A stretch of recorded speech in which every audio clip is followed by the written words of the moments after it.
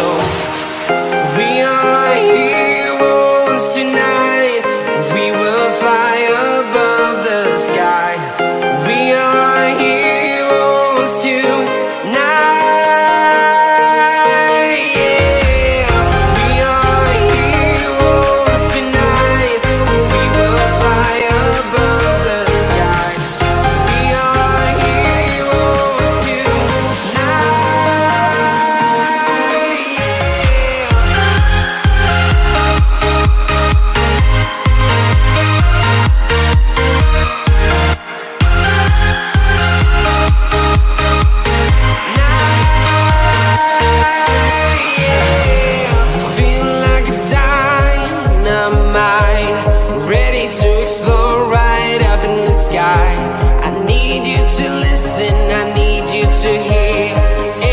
Show any fear.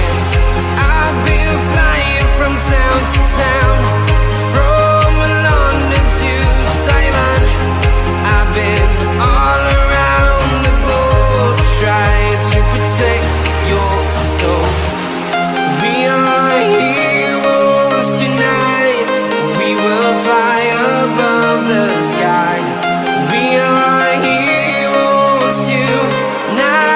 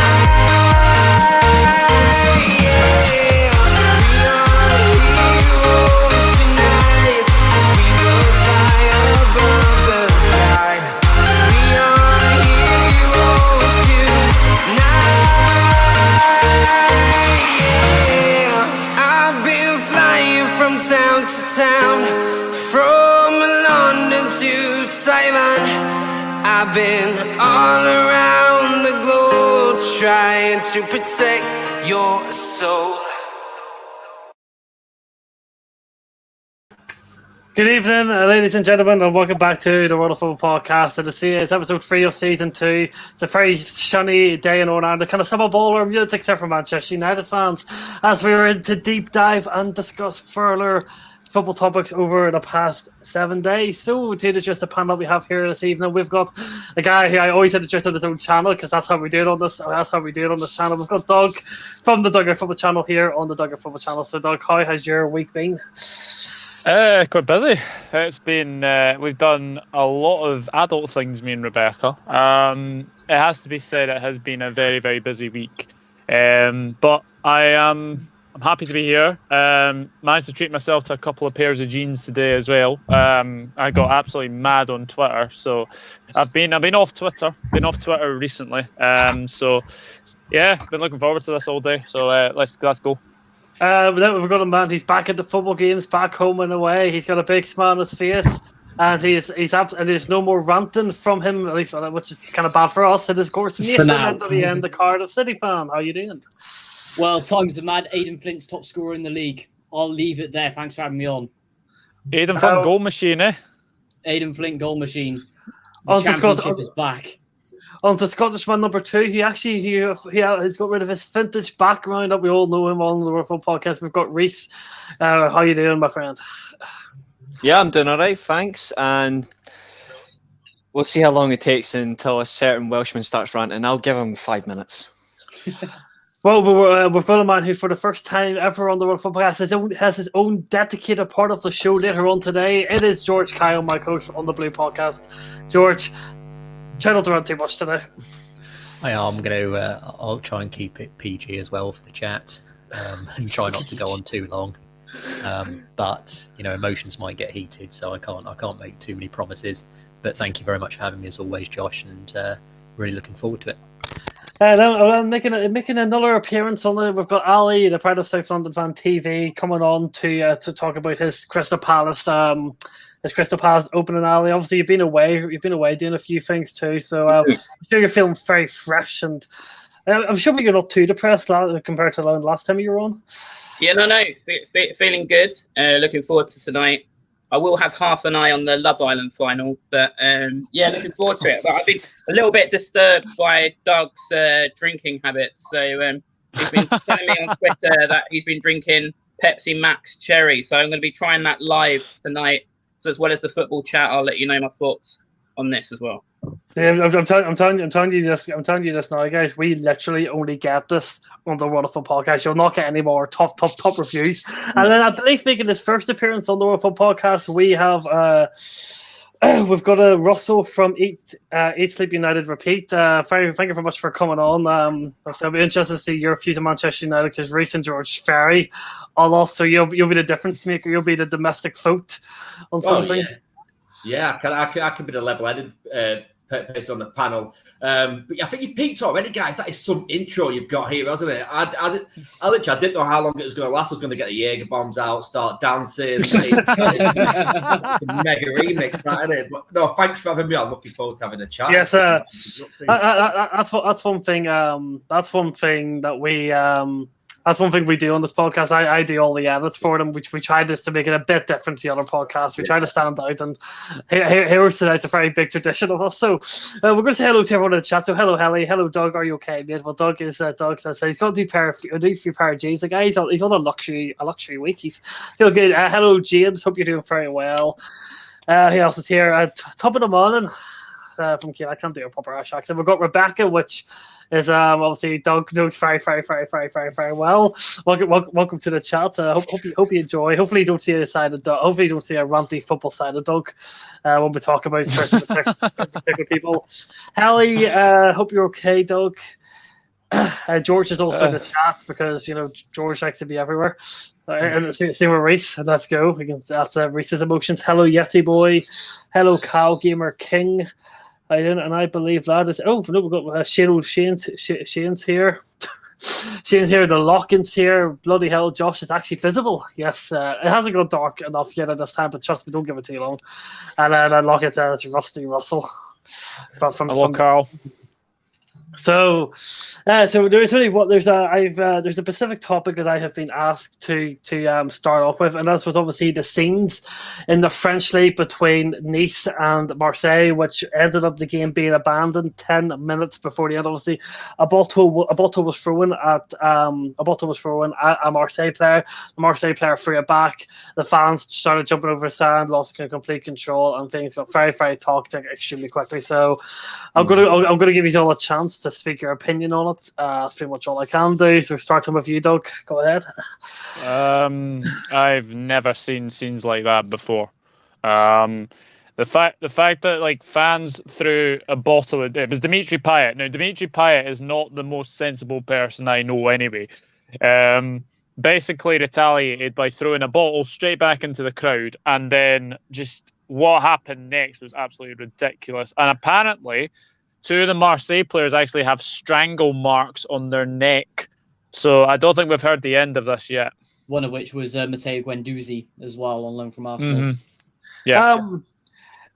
Well, just to ask you, Doug, do you think that obviously the bottle should never be thrown back? A player should never lose his temper back to the fans, because obviously part of having fans there is you're going to get stick and things are going to happen. All right, that's just part and parcel of football. We all know that. I haven't seen the Premier League all. Like Reece James had a bottle thrown at him, and obviously for Reece James. Yeah.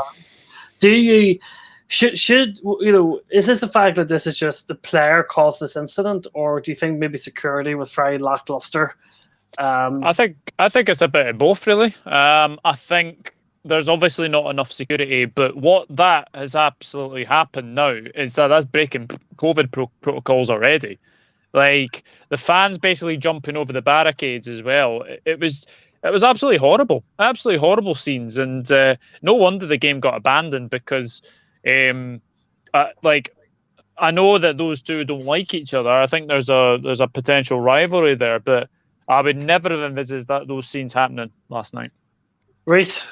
No, sorry, Nathan. Sorry, Reece. Nathan, what did you think? Well, I'm sort of split on it, to be honest, really, because at the end of the day, yes, the fans shouldn't be throwing stuff onto the pitch or whatever. But my opinion on this is, and this is how it should have gone: bottle thrown on pitch, spotted who's done it on CCTV, stewards up there, bang on the guy, gets thrown out, stadium banned for a year. There you go. Obviously, this could work in one aspect, but as we saw at Cardiff Millwall, with some of the scenes on the weekend, which were absolutely disgusting, then that doesn't work. Where you throw these like 3 or 4 idiots doing stupid gestures at the Cardiff fans. I won't go into that detail, but Oh God, no! I know what this is. P and it begins with E, and then they just start attacking the stewards. Half of them get thrown out, and then there's massive commotions outside Grangetown Station, where the fans are trying to get to each other. Never a clean match, Cardiff Millwall, but that's what happens. Say, for example, if you try and throw a fan out. So on the other hand, I'm sort of countering my argument here, as I always do, but that might not have worked. But either way, after the match, yes, I've lost my words here, but at the end of the day, Payet should not have thrown it back. Yes, he might have lost his head and everything, but at the end of the day, it massively... what was he expecting when he threw it back? That of course they were going to pitch invade, and it was just going to all explode. But looking at the footage back and everything, I didn't see a single steward around the pitch. I mean, at the end of the day, because they all rushed on, not many could have stopped it, but they really should have ramped it up. And either way, at most of the end of games anyway, when things get tense, they usually put way more stewards on at the end of the day. But yeah, it seems really poor there. Reese? I suppose that's what happens when your league is sponsored by Uber Eats. They're probably all getting takeaways. Honestly, I'm not surprised by the incidents. I'm not surprised because it is a heated game. The fact that it's a full stadium, adulation's going to grow. One simple spark can cause an absolute uproar, and I'm not surprised that it was a player like Dimitri Payet. We all know what he's like as a person. He is quite aggressive. He is quite full on himself. He is a bit of a proud guy as well, but doesn't matter. Doesn't matter who it is that chucks in at you. If you're there to play professional football, you're not there to get involved in a prelude to a UFC fight. This isn't like a fight scenario. It's professional football. If he was that annoyed by it, we've seen fans before in ways retaliate to fans. There's one clown by the name of Angel Di Maria. He had a bottle chucked at him. What did he do? He drunk the bottle. He just downed it. It's simple as there's ways to wind up a fan without retaliating. Just simply respond in a different manner. I remember a Man United game back, I think it was 2011. Rio Ferdinand had a coin chucked at his face.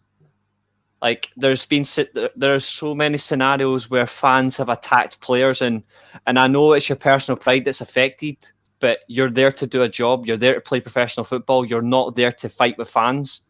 Yeah. But in all hindsight, he's retaliated. It sparked a riot. The game's now been abandoned. The fans have gone there to enjoy a game of football and hopefully see their team win. Have now suffered because of it, because of, as Nathan's pointed out, a couple of idiots. And at the end of the day, think about all the people in France that have watched that game as well. That's their night potentially ruined. Although, to be fair, I wouldn't mind a little bit of chaos. I represent. But there is a simple fact: it's a game of football, and it's now being forced to be abandoned. It can have serious detriment because now their federation's going to get involved. We don't know what the punishment's going to be. Payet is potentially going to get banned as well for a set number of games because he has retaliated towards a fan. And I don't care who you are. He's going to get a 10-match ban, to be honest. Yeah, I don't care who you are. A fan shouldn't be attacking. A fan shouldn't be attacking a player. A player shouldn't be attacking a fan. And we all know what happened in '95. I mean, that was a racist incident, but still, fans and players shouldn't be fighting against each other. Period. They just shouldn't. So I'm in complete sense of Payet, you're a fucking idiot, but the fan, you're an absolute cunt. George, over to you. Not really much to add to what the guys have said so far. It was quite unbelievable, really, when you watch the scenes back, how it sort of unravelled. As Nathan sort of said as well, there didn't seem to be too many stewards, or at least they weren't necessarily too forceful. And what did seem to happen was it seemed to happen in two waves. So the first wave seemed to come on, and then they seemed to be quite a lot of them seemed to just want to sort of day out on the pitch, and then sort of went back nice and solemnly back by the with the security. And then as the players obviously went towards the tunnel to try and make themselves safeguard themselves, a second wave seemed to come out of nowhere to go and start a bit more on the sideline as they were going towards the tunnel. Very, very unique and upsetting scenes, which shouldn't happen whatsoever. And it was just totally unacceptable. And ultimately, the clubs and obviously the relevant fans need to be punished, of course, and obviously Dimitri Payet, unacceptable to retaliate under even under those circumstances. And it just evolved. And also it seemed to me as well, when I saw the second scuffle, it seemed to me that even the security were actually fighting with one another. Oh, so it was just there were two guys with bibs who were in the middle of it, holding each other and grappling with one another, who were clearly stewards. So I think it was a case of, again, total lack of control. And ultimately, the stewards, there's also got to be a training issue as well with the stewards. I know it's a very rare instance that it happens, but there probably should be some additional training and security to prevent that happening again.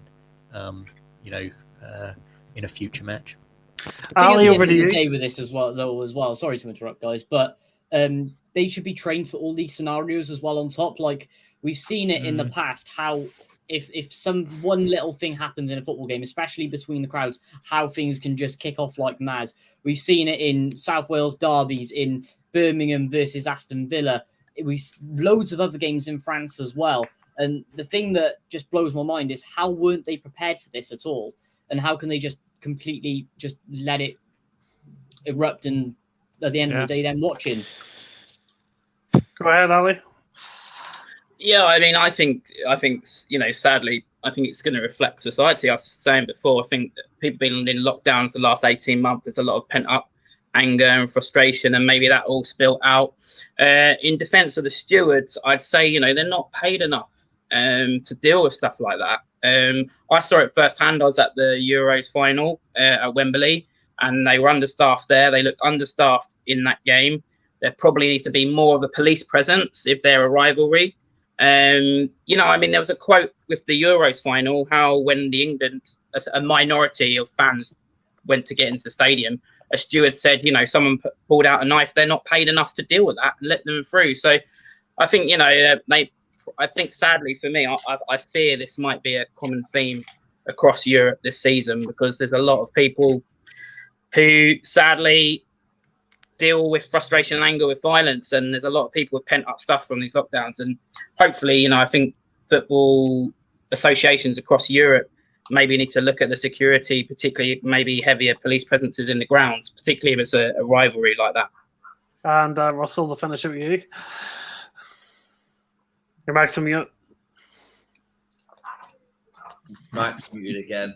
It was a crazy isolated incident, you'd kind of hope, but I'm going to put it out there straight away. I am with Dimitri Payet on this. If I'd had a bottle thrown at me from the stadium, be it might not be the greatest decision in the world to throw it back, I am throwing it straight back in that crowd. I know that probably won't surprise anybody out there. I've got a bald head, a big beard, and I'm wearing an England top. You know what I mean? I look like a prime example of somebody who probably does throw a bottle, but I'm right behind the guy. I think he did the right thing. Well, he did the thing that he thought was best at the time. He was pent up. He was frustrated, and he'd just been assaulted. So he just threw it straight back in. It's what happened next, which surprised me once they'd been took off the pitch. And the referee and both sets of players had said they do not feel that their safety is now guaranteed. So they didn't want to go back out there. I know the Nice players went out there originally for 5 minutes afterwards, but the Marseille player said not happening. The referee said he doesn't feel safe. He doesn't feel that the safety of the players are guaranteed, but the French FA went, get out there and play, which is going to end up resulting in Nice getting the 3 points, and obviously by default, which I think is a little bit unfair in the grand scheme of things as well. But talking about the stewards as well, I can't remember who mentioned it, that, maybe there should be a best practice for all events. It's a great thought, really, isn't it? But it's not practical. And as someone mentioned in the comments, the stewards aren't really there to deal with that level of aggression. And when something like that happens, they're not trained for that and shouldn't be trained for that. They're literally just there for a free game, meat pie, sausage roll, and a pint. You know what I mean? Getting in for free and watching the game, and just doing a bit of like escorting around and making sure people are behaving themselves. But if I don't know what the rivalry is like between Nice and Marseille, but if it is as bad as some people have indicated, then there should be a higher police presence anyway. But yeah, absolutely crazy scenes. Not what you want to see at a football match, but it's going to happen now and again, isn't it? At least there wasn't a PSG Monaco or a PSG Marseille game, because then it would be a lot worse. Oh, I'll tell you what. That's true. I'll tell you what as well, Reese. You mentioned Di Maria there with that bottle, and maybe that's the best thing to do. But I think if we knew Di Maria was going to do that, put something a little bit more nasty in that bottle, wouldn't you? In hope that he'd have to be substituted a few minutes later. Yeah, like snake bite. Yeah. Snake venom, like straight injection. Yeah. I couldn't remember the exact drink, but I know that there is a drink called snake bite. I think there is a drink called snake. There is a drink called snake bite. Yeah. So just to your point, so the French Football Association and the French government have came up with 3 different scenarios for what's going to happen with the game. So first of all, as Russell said, that Nice will be rewarded with all 3 points due to the game only having 10 minutes left. The other thing is to play the full 90 minutes again, but behind closed doors with only with a club personnel allowed, or play the games with fans, but only play the remaining 10 minutes of the game left. So what was before the final 10 minutes? What was the score again? Because obviously, when it got to that, 1-0 Nice. Just give the 3 points to Nice then. Yeah, that might be fair enough, because I think personally I can't agree. I think Payet was out of order. There's no surprise what happened if a player throws a bottle back. That's going to happen. Maybe that's the fair enough punishment. I think maybe Nice get the result, because you don't throw bottles back into fans. In my opinion, I think there's only going to be one outcome, wasn't there? So that might be the fair outcome to me. Like I can see why Rusty is on the side of Payet though. Like I can see that, because obviously it is your pride that's at stake as well. Imagine you didn't reply to that. Imagine the. Yeah, but you got a responsibility. There is a responsibility. I completely agree with that. I completely agree. There is a responsibility, but you look at your pride as well. As a professional footballer, to set an example to younger people in society, that's not the right response, is it? He should get some sort of suspension, definitely. There should be some sort of punishment, but I can also see why you'd be on the side of Payet. That's what I'm saying. Like I understand that, but there is a level of responsibility, and that's something you have to be mindful of. There is something you must be mindful of. Like I think he's just the heat of the moment has just got to him. Yeah, of course. Yeah, he's just made the wrong decision, and it's caused such an uproar that it's cost him something. Because who knows what could happen from this? Just the I know it's really weird. Doug, I literally think had these banners now. It's better late than never that we had the banner up. Literally actually finished talking about it. So sorry, Doug. That's all right. That's all right. No, I was preparing earlier, so I totally agree with what everyone said, and I think it's unfortunately it is the right decision to give Nice the 3 points. I think Payet will get banned. Don't know how many games he will get banned for. Russell, how many games do you think he'll be banned for? Yeah, it's tough to say, isn't it? I think he'll have to get a ban. Even though I said I would have probably retaliated in the same way, I was quite a hot-headed football player.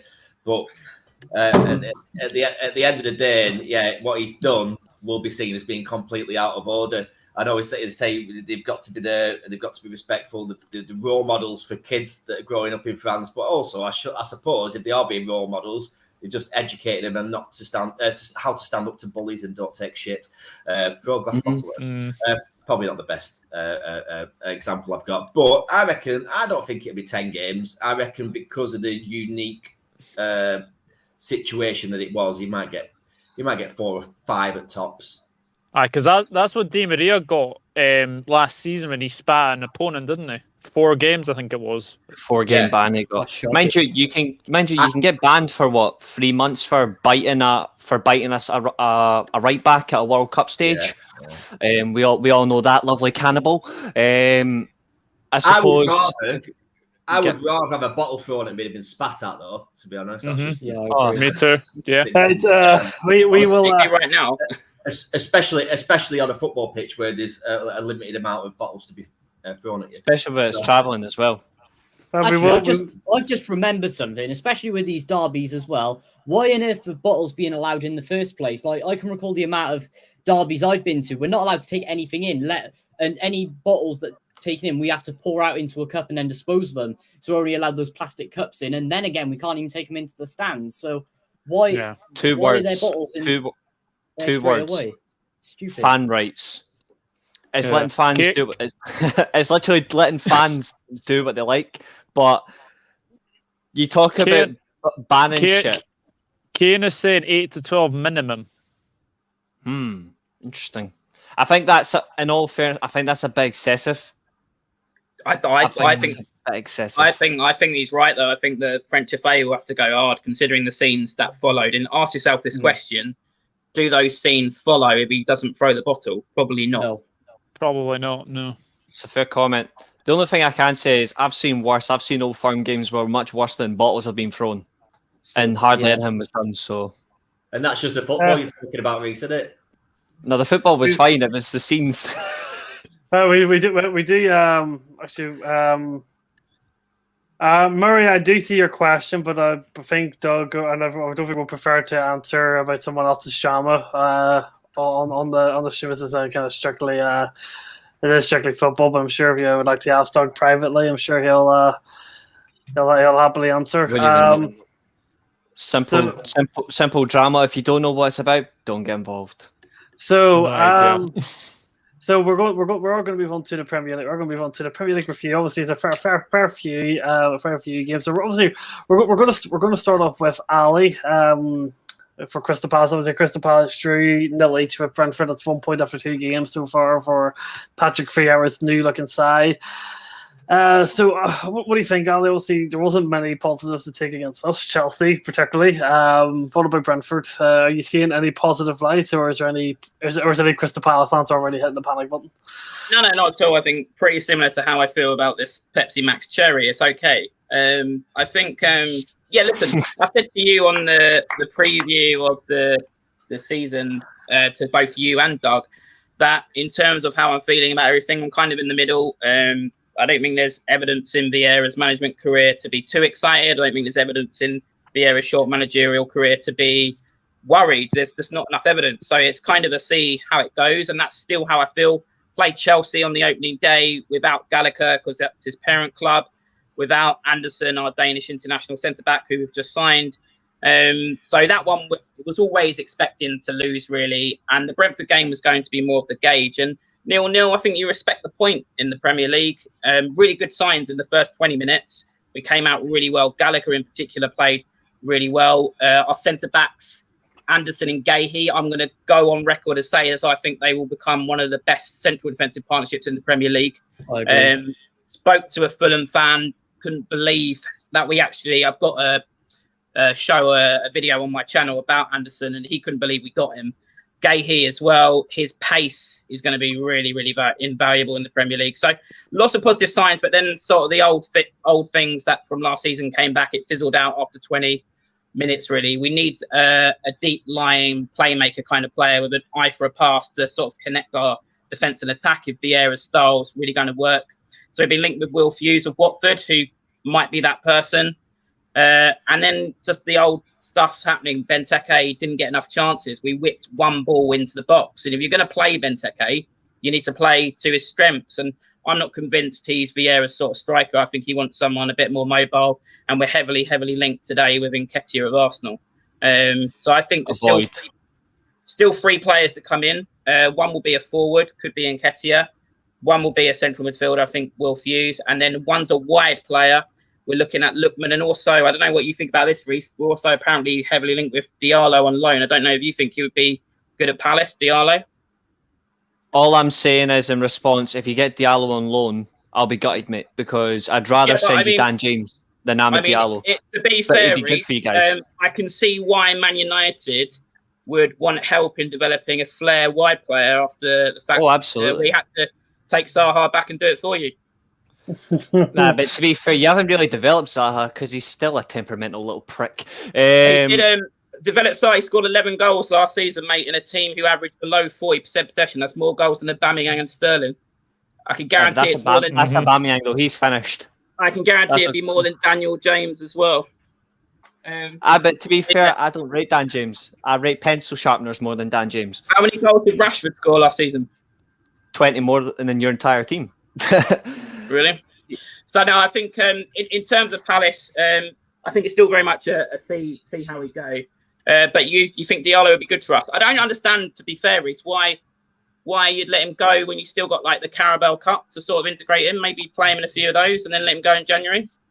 I just think right now because it's start of the season, it's the best option to get him on, so you can get him cemented into a team on loan where he gets the minutes straight away, and he would get into your team on the right hand side very easily because you don't particularly have anyone comfortable on that right hand side. It would be suitable for him. Yeah, I think that's a mistake. I think that's an absolute mistake because the way he played in the Olympics, I think he was one of Ivory Coast's best players. Oh, he was fantastic. I think he was fantastic, and I think it'd be a mistake to let him go out on loan because I think he's a very, very good player.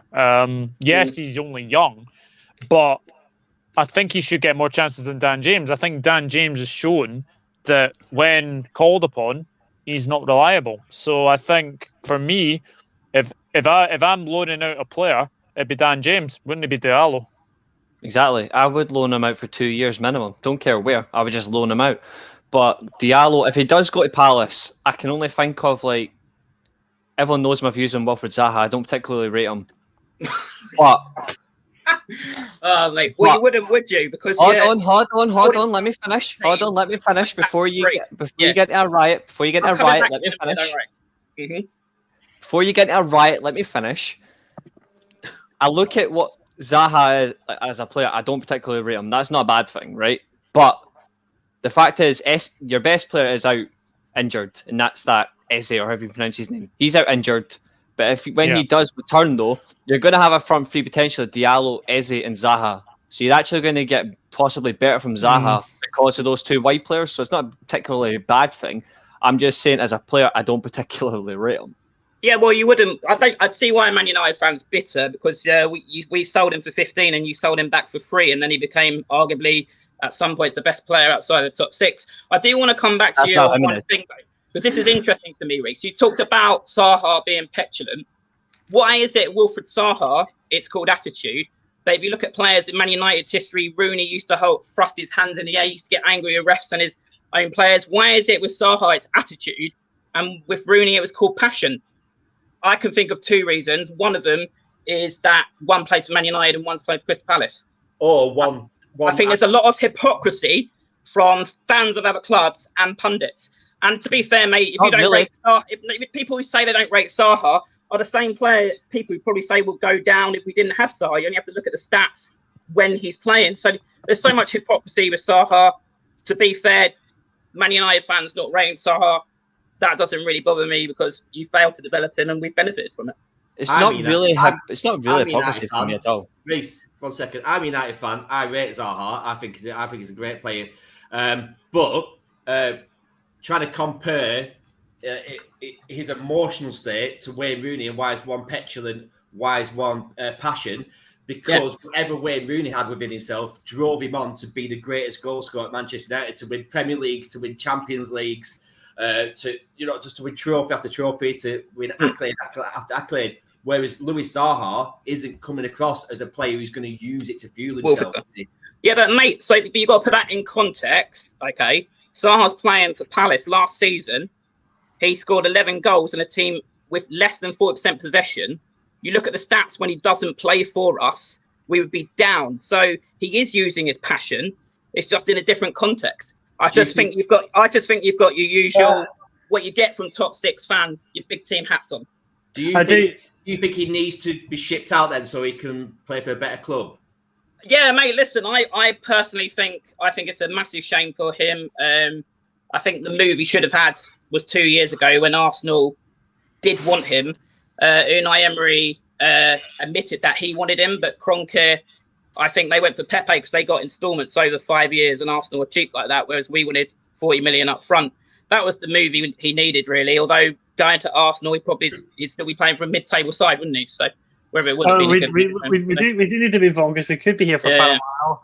Because Ali, I know you're very passionate on what it's but we do. No, it polarizes opinion everywhere. To be fair to Reece and to be fair to both of them, it's a view a lot of fans hold. So that's why I'm very interested about the attitude and passion thing. So I think there's a lot of hypocrisy on that one.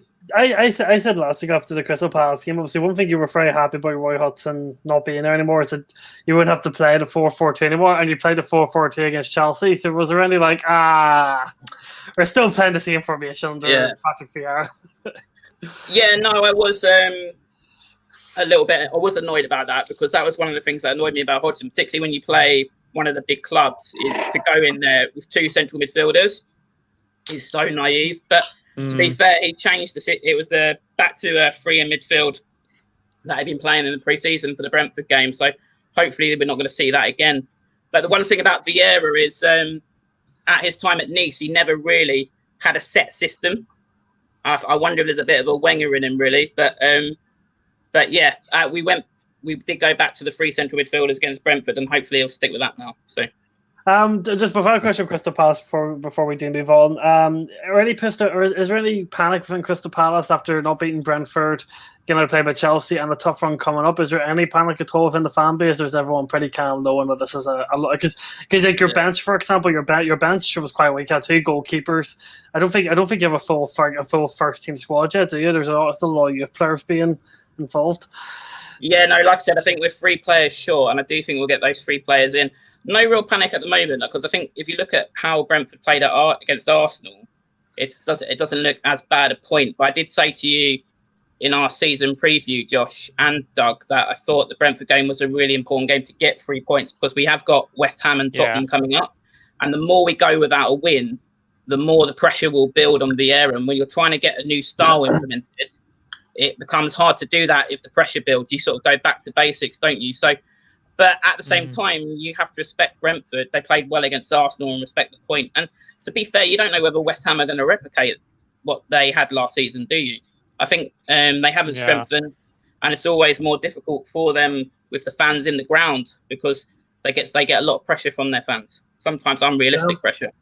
Moving on to Anfield, Liverpool get a 2-0 win against Burnley. Liverpool had 27 shots with 9 on target. Burnley had 9 shots, 3 on target.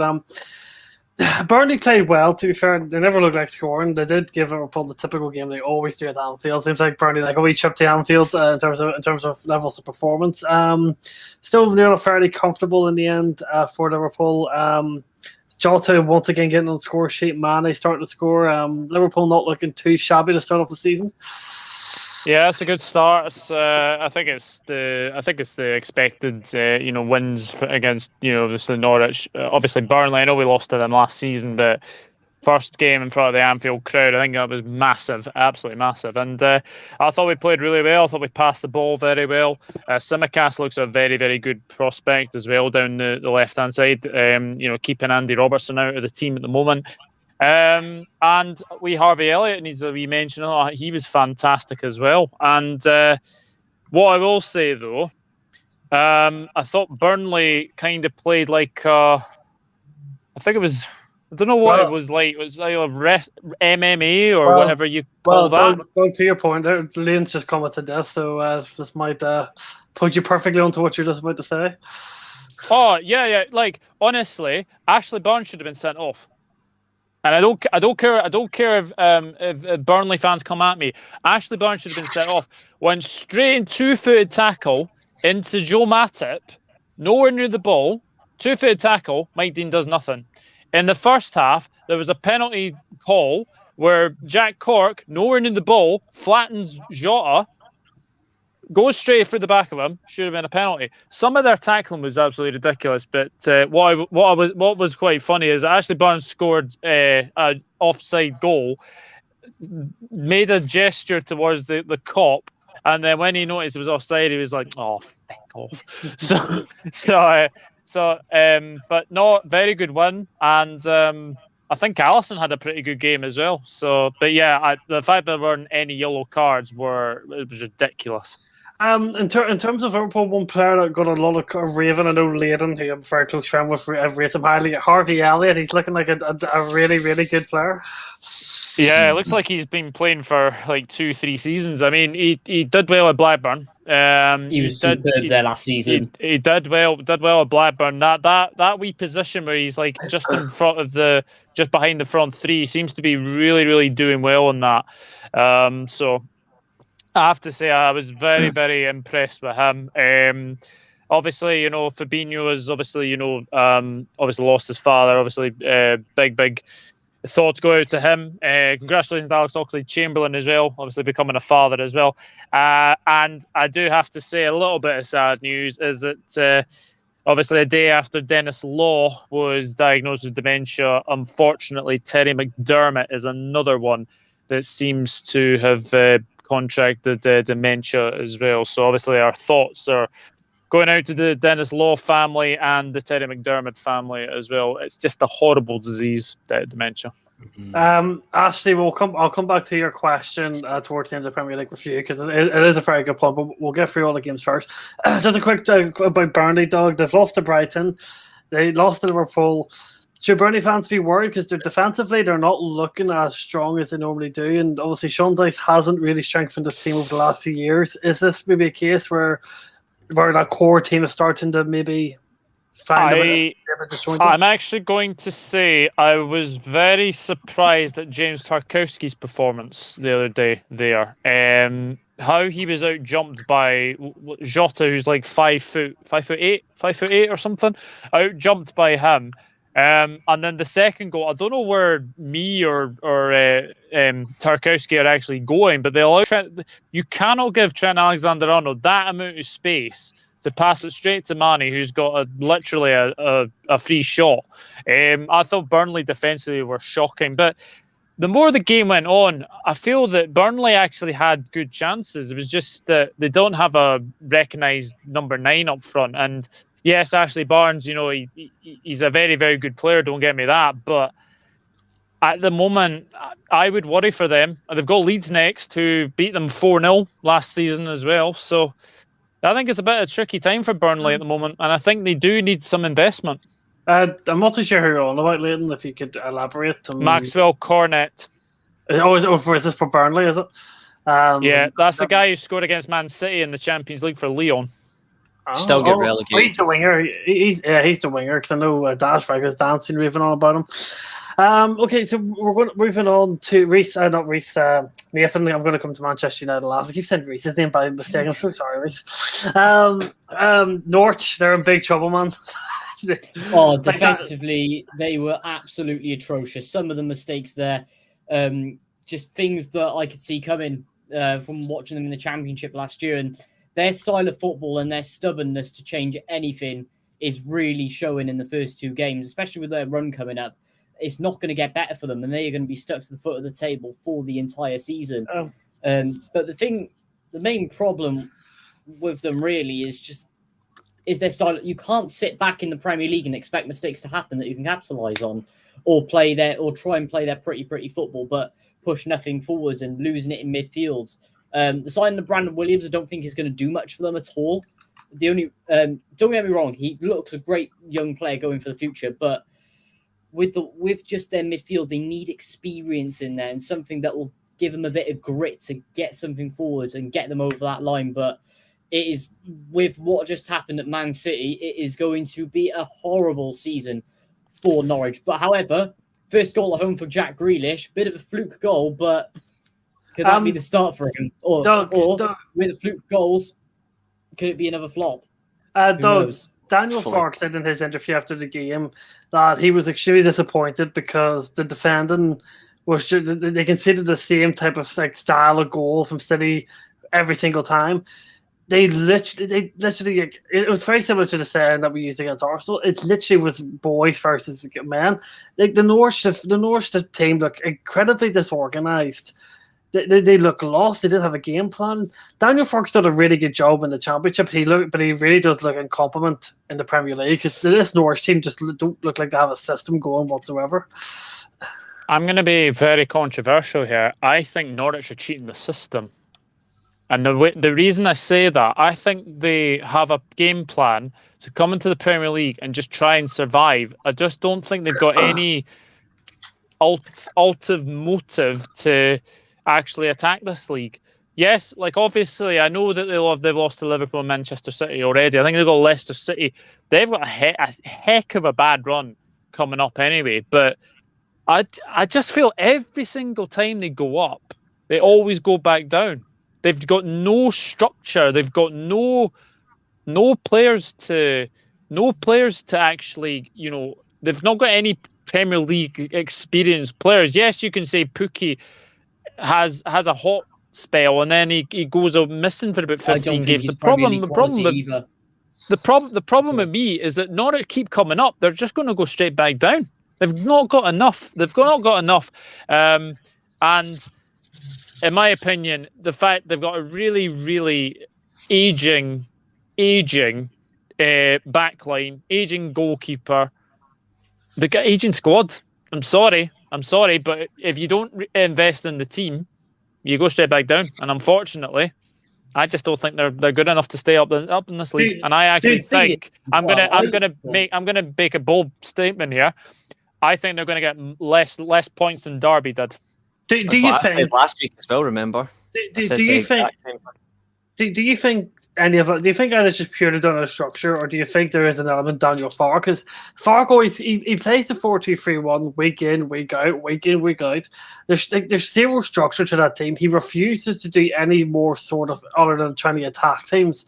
Does Daniel Farke play any responsibility for the fact that he's driving Norwich he's trying to play away with Norwich that he did in the Championship, but it's only just going to drive them to, as you said, probably less points than Derby?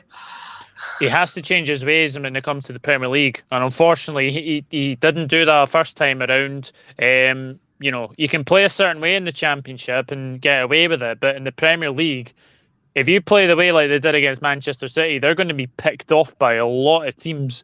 I worry for them. I really do. I actually do worry for Norwich. I think they'd be lucky to get a win, in all honesty. And to that point about the structure, Daniel Farke had 2 years on his contract before they officially got promoted. They were going to get promoted anyway. And then he was given a 3-year deal. So they don't plan to sack him. They plan to stick him there regardless of how bad he does this season, which maybe a little bit more to Doug's point. Norwich are in a bit of a denial about it as well, because as long as they can get the money flowing into the club and flowing right up to the top, they don't reinvest at all. Because the one thing I did have a bit of sympathy for was like, Norwich don't have too much to spend. They're trying their best, but obviously they're going straight back down because it's just the same. The system that they play does not work in the Prem. It works against some teams in the Championship. They did get found out a lot last season as well, especially by experienced managers. One that comes to mind is Middlesbrough and Neil Warnock, and especially clubs around there as well. Bournemouth destroyed them at one point as well, if I can remember. And then other teams, they just absolutely ran riot with lower teams that didn't have a game plan. But the way that they've got to look at it is the second that they got promoted to the Premier League, they should have sacked Daniel Farke or thought of a completely different system that they could play to try and push and stay up. But it's not going to happen. And I think at the end of this season, Daniel Farke's going to walk, and they're going to finish mid-table in the Championship. There was actually something that Daniel Farke tried to do. No one knows this because Fabrizio never tweeted. He only said in one of his live streams, Daniel Farke wanted Frank Lampard to join his coaching staff, and Lampard told him to get stuffed. I think Lampard did the right thing. We are going to move on. For United fans, United are going last because we've got 3 United fans, and 2 we've got a guy who's going to get a particular rant session. So we will be coming to Manchester United. So shame. I was hoping to banter the fuck out of Norwich. I always enjoyed bantering that one. Unfortunately, we don't have the time. We've got a lot to get through, Mr. Reese. I'm going to come back to you, Doug, for this one, and then I'll give Nathan the game after this. Aston Villa and Newcastle. Now, Aston Villa definitely got the reaction they wanted after the Watford loss, but man, Newcastle, like Steve Bruce is again, he's making the same mistakes over and over and over again. Like, you talk about Norwich always going up and going down, but how have Newcastle not gone down yet under Steve Bruce? Because, like, they looked absolutely awful against Aston Villa. Like, truly.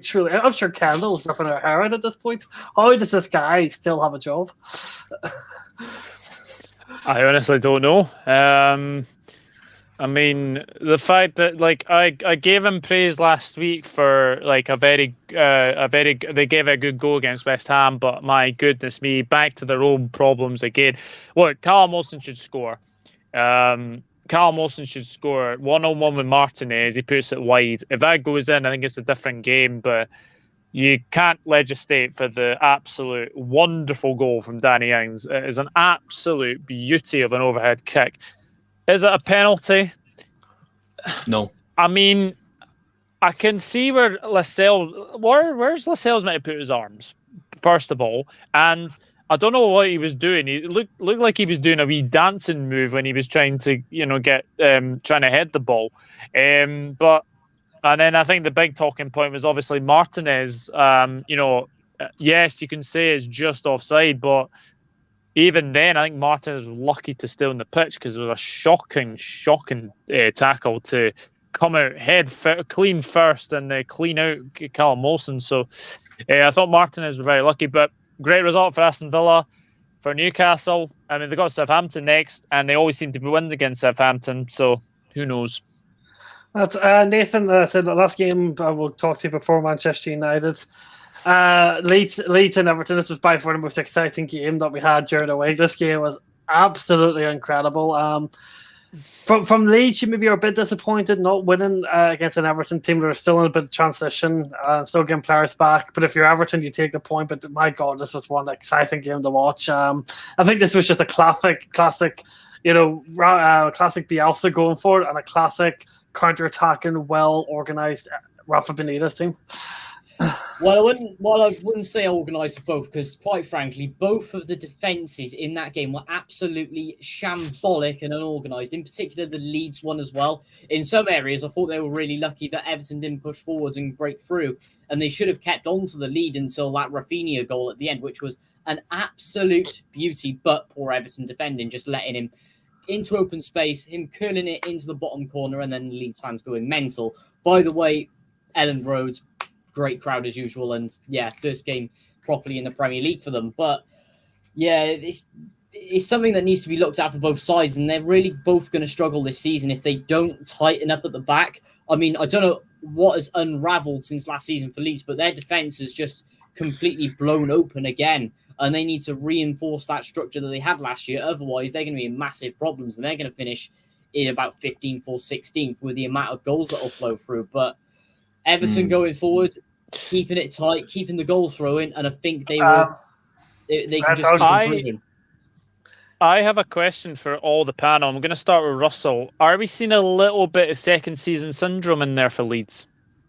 Yeah, you mentioned this on I think another channel that I was on with you, Doug. I'm pretty sure you did, and I disagreed because at the beginning of the season I did, because I felt like Leeds have got enough in their locker to stay mid-table. I don't think they've got the quality just of yet to be knocking on the door of like that new conference, Europa Conference League, or the actual European positions. But I didn't think in any way, shape or form that they'd be in a conversation where you mentioned them in relegation. And I still don't think they have either. They've got, I hate Leeds, you know what I mean? And I'd love to see him go down, as much as it is great to have that rivalry back as well.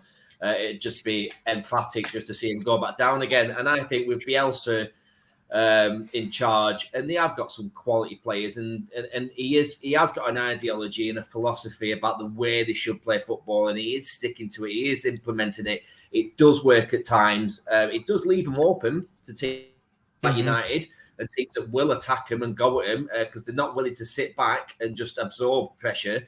They leave the gaps, they leave the spaces for your better teams to get at them. So no, I don't think you'll see.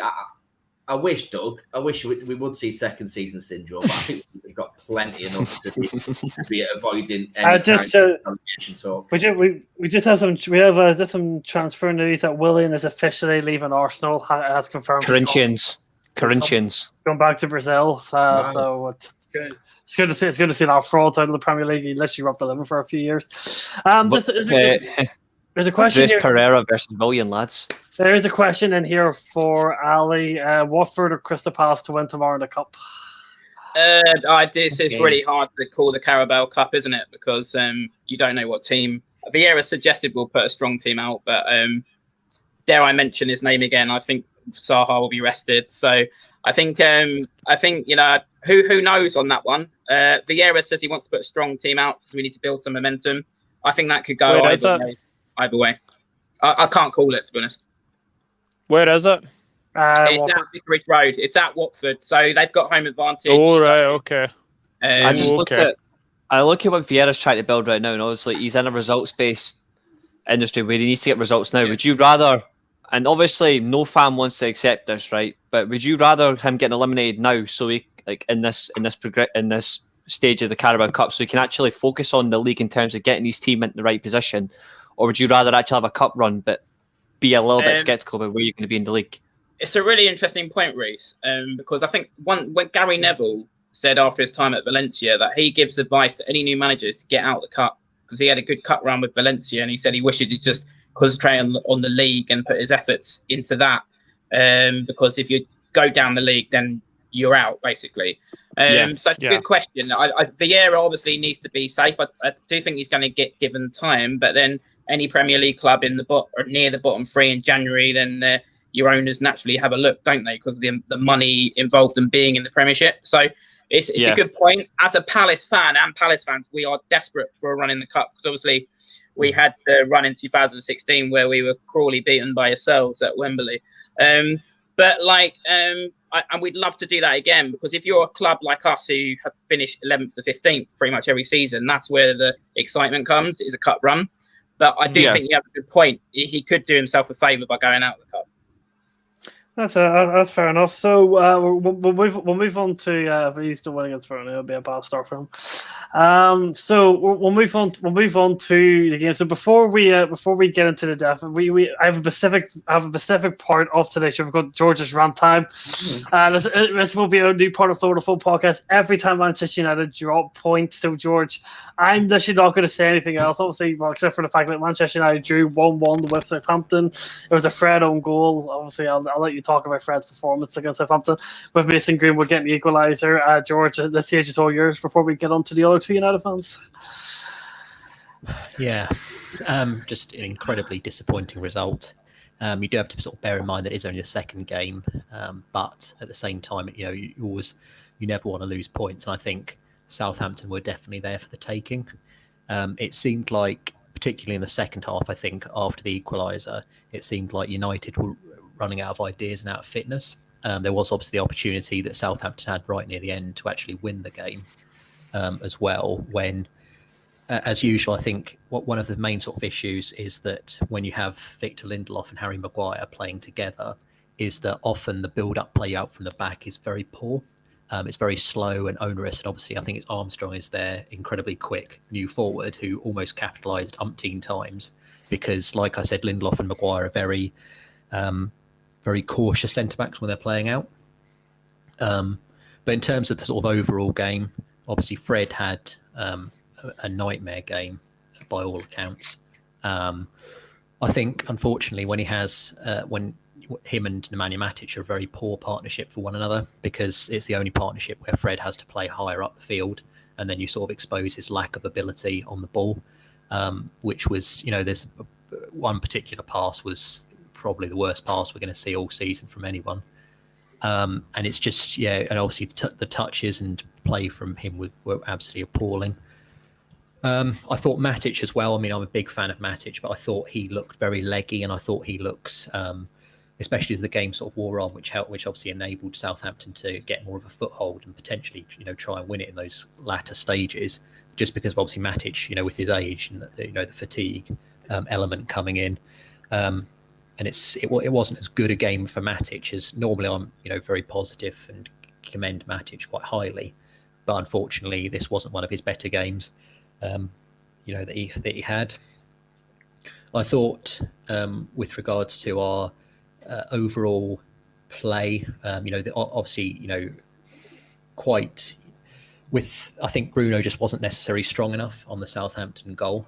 I don't see it really as necessarily a foul. It's very much a 50-50. You can see those given. You can't. Sometimes they're not. Game plays on again. Fred makes a very half-hearted attempt to get in front of it, but it's quite an unfortunate goal to concede. But again, no one sort of closing down the danger. And in that situation, I thought United actually did some good stuff. I thought we played extremely well for a good period after that, obviously until the equaliser, which was some sensational play by my favourite player, Paul Pogba. And obviously a good finish by Mason Greenwood. It's great to see him score another goal because it's obviously important for him to have some good form. But then it seemed like as I said, we just ran out of ideas. Ole Gunnar Solskjaer seemed to. I don't necessarily agree with Jesse Lingard as a sub in those sort of games. I think when we've seen Lingard have very good games, it's been against higher profile sides. I remember, of course, where we beat City at the Etihad when he was superb in the number 10 role a couple of seasons back, where obviously, on the sort of counter, when he's running into space, you see that Lingard can be a very phenomenal player. But obviously against a team that are now parking the bus, trying to protect the point, I thought that was a very silly substitution in my view. Obviously, you bring Paul Pogba further back as well, and Paul Pogba, probably the sort of most creative player that we've got in terms of breaking down that defence, as we saw obviously on the goal. And he was sort of languishing further back, and you don't want him anywhere near. You don't want him further back when you're trying to break that game down. And I thought Anthony Martial wasn't very good either up front, which was quite disappointing, as I want to see him have a good season. But ultimately, it's a very frustrating draw. I thought Fred Matic doesn't seem a very good pairing. I think that might actually be our worst pairing that we can possibly play in the midfield. Just because, like I said, because ultimately I think Fred's probably our worst midfielder of the people that we can have. And, with Matic, that means that even more his weaknesses are exposed. Defensively, again, Lindelof and Maguire have always worried me, because as we saw umpteen times during that game, and almost catastrophically at the end, which would have lost us the game, you see them when they're very hesitant, and because they don't have the pace to get by, and because they always choose the cautious option, always the sideways option, they're always going to get caught. And that hasn't just happened obviously in that game. That happened quite a lot last season as well, when it's they really struggle, and then it just eventually goes back to De Gea or Henderson to just horse it miles up the field. So the sooner we can get in Varane, the better. But it was it was just incredibly disappointing. I thought we just lacked ideas ultimately, and it felt like we just couldn't push that. We couldn't make that final push. But it is, just as the smallest caveat, it's only the second game of the season. But for me, it showed again. I think we're going to see a lot of McTominay and Fred this season. I think the only reason McTominay didn't play against Southampton was because of that knock. I think we're going to see a lot of them. And obviously Matic came in, but I think we're going to see a lot of McTominay and Fred. And we're going to see a lot of the same failings that we saw last season, which ultimately led to no trophies. So there we go, lads. That's George's rant time done for this week. Again, anytime you drop points, he'll be doing that every week. And he's also copying me within the darkness, George. I'm very proud of you. I knew as a co-host of mine that you were going to take after my faults. But Russell, I'm going to come on to you. Obviously, you can add to what George has said or reiterate. But I do want to ask you another point. I'm very intrigued to hear your opinion, because I know Reese's opinion, I know George's opinion, but do you think that there's something seriously wrong between Ole Gunnar Solskjaer and Donny van de Beek, and the fact that Van de Beek once again sat on the bench and didn't get a chance to come on and make a difference? Obviously, I don't work at Old Trafford. I'm not in the coaching staff, so I couldn't tell you there's any problem with him. But what I will tell you is that I don't understand, especially from a social media point of view, like, be it Facebook, Twitter, whatever it is, always put Donny in, put Donny in, put Donny in, put Donny in. I don't get it. Last season, we progressed so well. We climbed up the league in second place. We started playing some quite attractive football. Like we had a style of play. And Donny van de Beek wasn't involved in any of that. We got to a final of the Europa League final. Donny van de Beek wasn't involved in most of that either. So I even though I think he's a very, very talented player, I'm not sure right now where he fits in that team, and neither does Ole Gunnar Solskjaer. He sees something in him in training that we don't see. He's going back, you're not quite ready here, you need to maybe bulk up, which he's done over the summer. Maybe he can't adapt to that style of play, which I find quite hard to believe because he is a very intelligent player. That's what he's shown us anyway at Ajax. Maybe Ole doesn't see him fitting in. I never buy into this. He wasn't an Ole player because I can't imagine for any minute with the philosophy that Ole Gunnar Solskjaer has at Old Trafford, where he likes to look after the club from bottom to top, that he doesn't have a say who comes in and who goes out. But he clearly doesn't see him as fitting in right now. Now, if Donny van de Beek comes in and he can bring something to the squad and we start seeing what he did at Ajax, then superb. I would love to see that. I would love to see him produce what he was producing there. But I believe in Ole. I believe in the coaching staff there. And if they're not seeing it from him just yet, then he's not ready. If he's not ready for them, he's not ready for United. Simple as that for me. Reese, over to you. I think the smartest thing United could do is sell Donny van de Beek and bring in a defence midfielder. If Van de Beek isn't, if Van de Beek, in all respect though, I like Van de Beek. I like his intelligence. He reminds me of Thomas Muller when he was younger. He's that sort of player. Like, he likes to find space, unlock it, and allows other players to progress. But the problem is, if he's not going to get used, what is the point of keeping him? Like, what? There's no point keep. I'm here. It's the dodgy Wi-Fi. If he's not going to be used and he cannot get himself into the team, then frankly, there's no point keeping him. And we need a defence midfielder more than we need Donny van de Beek. So I think the smarter option is we let him go, bring in what we actually need, then we can stop making excuses about the midfield. Simple. Just to say, for anyone who knows Matt Law from The Telegraph, he's a very reliable journalist when it comes to Chelsea. Chelsea are going to be, by the looks of it, might be sending Saul on loan from Atletico Madrid as a late transfer. So that's Matt Law was breaking out just literally about 20 minutes ago. So I know Chelsea were. I know Thomas Tuchel was looking for a fourth defender, so that might be our fourth defender fine. So just thought I'd break that in. If you get Son Niguez on loan, just give us freaking Jorginho, because we actually need a creative deep line playmaker in midfield, and I'll happily take Jorginho off you. Russell, here's a question for you: is James an Ole player?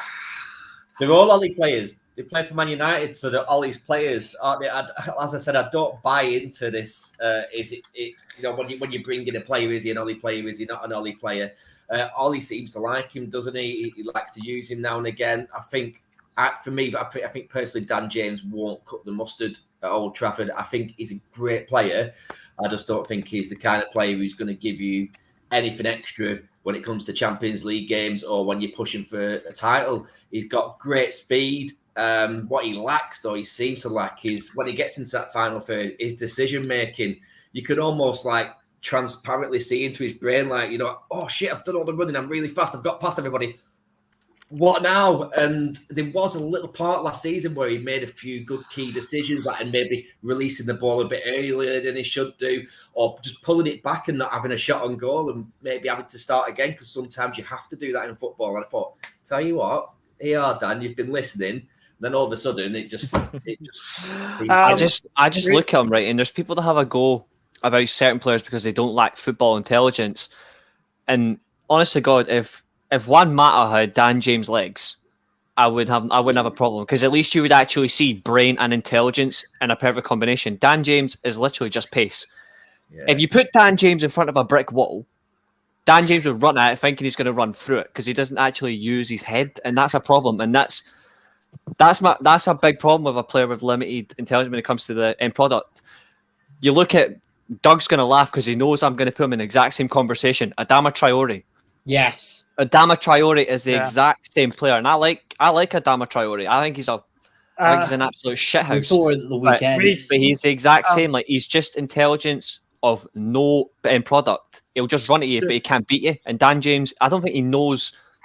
They used to have the same conversation about Ronaldo when he was younger. When to pass, when to shoot, have that timing. I don't think he has it in him, and I don't think he's actually listening to coach him when it comes to when he needs to do it. I don't think he's paying attention to the fellow wingers as well, which is another thing. If you're trying to get ahead of these players, you're supposed to actually know these things. It's basic, and I think I don't think he actually has the basics in him. I think he needs to go out on loan and learn it. I would rather he went on loan than Amad Diallo, because at least Diallo actually has the basics in his locker. I'd rather Diallo. Quick question though to all three of you is, where would you send him on loan? Brighton. Just a question for you. There was Reese, and I did see from thing. Do you need Martial? No. Personally, as much as I think he is a good player, I don't think he's shown enough at United that actually warrants him staying here. It's now his sixth season at United. He's only had 2 great seasons in terms of numbers, and people have a go about, oh, we should have this player, we should have that player, but I look at some players who adapt to pressure and situations. He doesn't. I think the one thing that annoys me is whenever competition comes in for his position, like it's Zlatan Ibrahimovic, he had a fold. When Ighalo came in, he was thriving. So it's cool. Like if he looks at a certain player and he doesn't feel threatened by him, he's like, fine, I'm going to be the absolute best player in the team. But when a world class or experienced player comes in, you actually see the difference. And I think you should be thriving off that sort of competition, not regressing. And as much as I like Anthony Martial, I actually like him. I think he's a good player. He does not seem to handle competition as a player. And if I had a Cavani or used to have a Zlatan Ibrahimovic or a Romelu Lukaku, these guys are going to get you goals, but they're also going to work as well. And you actually want to thrive off that because it challenges you as a player. It challenges you as a person. Can you step up that 400-500% to force them out the team? Can I just say, Reese, as well, how long have we been talking about Anthony Martial for now? I mean, we're still talking about him. Exactly. I mean, I completely agree with what you're saying. I think we've been talking about this for years now. I think, if he was the player, we wouldn't be having this discussion by now. So, I mean, I'm just going to quickly say as well, going back to we've been talking about George picked up on Matic. You're picking up on Martial. It really is as simple as United, until they get a good defensive midfielder and another striker in, aren't going to compete with Man City and Liverpool. And you can debate around the houses until they get those last few bits of jigsaws in. They won't be competing. So I think that it's as simple as that, really, for me. It just worries me that what we have, and then he is a good player. I don't think anybody here could not argue that Anthony Martial is a talented player. Simple thing is, if you had Cavani for that game, you win that game. Yeah, simple as. Mm-hmm. I think Martial is finished as a Manchester United player. I'm sorry, I just think he is. Just the answer, Russell. 2 years ago, wasn't he? But just the answer, Russell, because so George is massively all out. He would have sacked Solskjaer before the season begun. Reese is not particularly all in or all out. He supports Manchester, but he will give Ollie. He will criticise Ollie if Ollie needs to be criticised. I criticise all of them. I've got to be fair. What is your stance on Ole Gunnar Solskjaer? My stance is that he's at the helm of the club I've loved for over 30 years. So he'll always have my support. He'll always have my love. And I don't think he's doing an awful job, to be fair. I think, we've shown progression. It's slow, it's steady. When he first took over, there was chaos in the club. It was broken, and not just on the pitch. It was broken like throughout the infrastructure of the whole place, and he's slowly bringing that back together too. But just sometimes, the only thing I'd ever criticise sometimes is his decision making. We had Greenwood playing in the central role against Leeds in that number 9 role, but it was given the licence to possibly roam across the front three as well, and he was loving it. And then against Southampton, put him out on the right and put Martial up front on his own. I think Greenwood is wasted on the right. He for me is the number 9 for Manchester United. He seems to be more threatening from a striking position than he is from that right hand side. We're going from several, bring Ronaldo back to Man United. That would be some. But to be fair, from what I've heard, Juventus want around 25 million for Cristiano Ronaldo. We will come on because we do have a Serie A. Obviously, we'll come on to Ronaldo. We'll talk about the last Premier League game because we've got a lot to get through still on unlimited amount of time. I'll come to you, Doug, for the final game. Obviously, Chelsea, Arsenal, Chelsea completely they go 2-0 against Arsenal. Arsenal, fair enough, they did try and come back into the game, but Arsenal, yeah, okay. Right, first of all, Arsenal this has come down to Arsenal missing 9 players, and they just weren't at their best against a Chelsea team that were very much ready enough for the game. Or is Mikel Arteta in serious trouble? To answer your question about Arteta, yes, I think he is in serious trouble.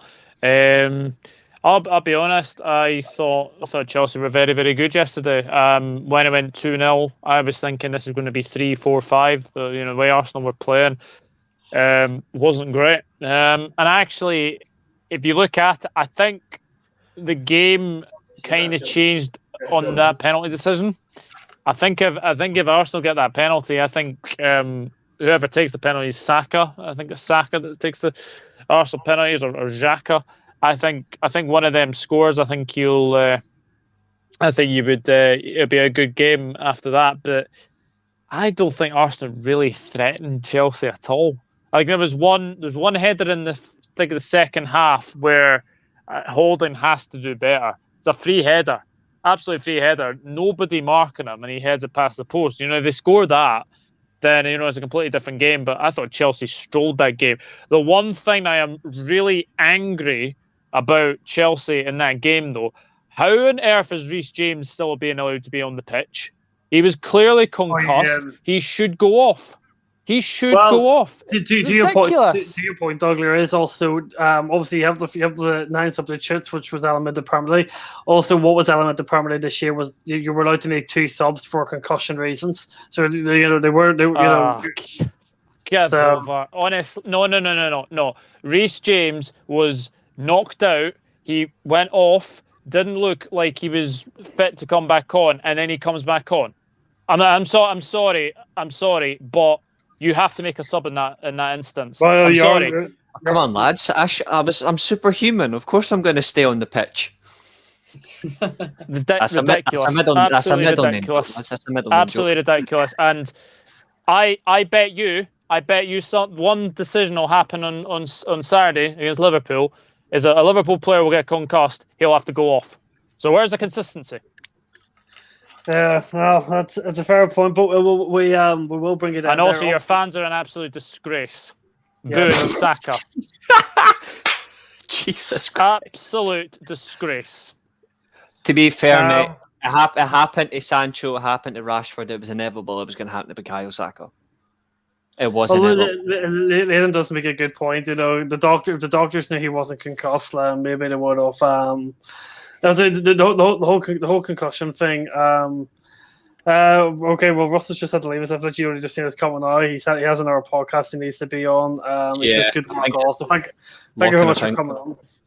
But so, Nathan has a good point.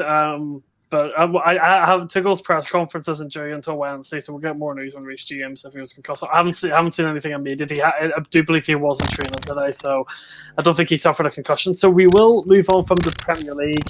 All the other games we're talking about.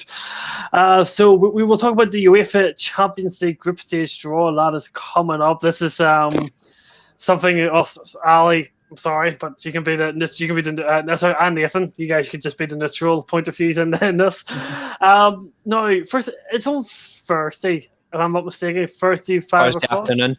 Doug is doing a live show. Doug, do you want to announce who your guests are going to be on? Because I know you have quite a few, so I'm not going to try and guess them. I'll get them wrong. Yeah, my guest down to my left-hand side is Mr. Reece Russell. We have Owen Thomas from the Cop On. Got Connor from the Cop Council, and we have the lovely Sophie Richards. Anyways, you have to be there for it. So it's very hard to predict the Champions League draw because obviously there's so many different conclusions you get. There's still Champions League ties to be played here Tuesday and Wednesday. So I'm going to okay. Doug said it open, guys. I'm going to come to Doug last. I've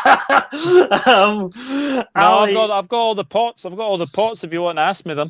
As long as the Italian giants avoid the English kings, I'll be happy. Right, so you know.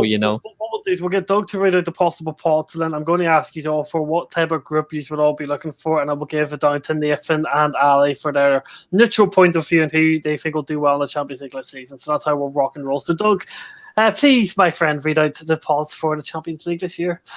Right. So this is obviously still to be decided. Pot 3 is still to be decided, and pot 4 is still to be decided. So pot 1: Chelsea, Villarreal, Atletico Madrid, Manchester City, Bayern Munich, Inter Milan, Sporting CP, and Lille. Pot 2: Real Madrid, Barcelona, Sevilla, Juventus, Manchester United, Liverpool, PSG, Borussia Dortmund. As things stand, it's Ajax, FC Porto, RB Leipzig, Atalanta, and Zenit. And in pot 4, we have AC Milan, VfL Wolfsburg, and Club Bruges.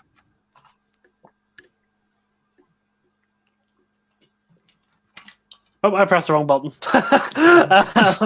Right, so Doug, in terms of Liverpool, Liverpool have been okay. Liverpool have been okay in terms of draws. You've had a few. You've obviously got Napoli a lot in the Champions League over the last few years. What teams are you looking to avoid, and what teams would you not mind playing? Avoid Atletico Madrid. We just can't beat Atletico. We just can't play them. We just cannot play them. Obviously, English clubs can't be drawn against each other. Bayern Munich we've beaten before. We've beaten Inter Milan before. Had them in a group as well. Sporting CP would be interesting. Lille, whatever you say about Lille, they've lost half of their team. So I would say probably avoid Atletico Madrid and Bayern Munich. And I would say get Sporting CP or Lille. For fuck's sake, George. For Bayern Munich, they can play. Oh no! Did you just say Zenit? I would take Zenit. No way. I think it's, to be fair, that's a team I want to avoid. They're in my avoid list. Right, so over to the two Manchester United fans. Reece, very briefly, who would you like and not like in the Champions League? What I want is Sporting, Atalanta, Wolfsburg. What I don't want is Leipzig or AC Milan. I don't care. But in all fairness, though, if we got Bayern Munich, I actually would not be too bored about it because they're in such bad form at the minute that I would actually welcome Bayern Munich. I don't want Zenit because it's a long distance. Yeah, that's the long distance one. Lille, they're an interesting one at the minute, just because it's all over the place, like the French league. It's close travel, but you don't know what sort of team they're going to play against you. They have got some talented players in there as well. I would like Sporting just for the fact that it would be Bruno versus old club. It'd be quite a similar mindset, like Ronaldo versus Sporting. Have they scored? Ronaldo's goal. Sweet. Moving on. Yeah, so West Ham. And I did say West Ham would win that game, mind Josh. So I'm hoping that actually happens. I look at some of the teams in there. I wouldn't mind Wolfsburg. I wouldn't mind Atlanta. I think they'd be good size to have. Atletico Madrid, I think, is the team I'd rather avoid because Diego Simeone's style of play. I look at United, who like to sit deep at times. It's not enough for us because we would have to try and dominate the game. And I look at the way his team defends so brilliantly. We would have to break them down. In all fairness, I think they would be too rugged for us. They've done it against Liverpool before. They bullied Liverpool off the pitch once. They've done the same to Chelsea in a draw. But then obviously they got spanked the week after that. It just depends on who you get. But for me, if I had the perfect group, it'd be Sporting Lisbon from pot 1, Atalanta from pot 3, Wolfsburg from pot 4. And George, to finish it off with you. I agree with Reese's dream scenario in terms of what I'd prefer or like to get, and then obviously just to reiterate my comment from the chat, I don't want to see us against Bayern Munich. I think defensively, obviously Bayern aren't all they're cracked up to be. I think you can get to them, but I think with Bayern Munich, obviously that firepower that they've got, it just feels like if you score 2, they'll score 3 or so forth. So I just feel like Bayern are my favourites to win the Champions League overall. So I just want to avoid them. I second that with you, mate. And obviously, what is quite good, obviously, which the one sort of positive, which I hadn't quite realised until we're sort of reading out the pots again, is that Bioli obviously not winning against Villarreal it does mean that we are in quite a good pot in terms of obviously all the English teams we can't get drawn against. So we can't get PSG either. Yeah, there isn't too many.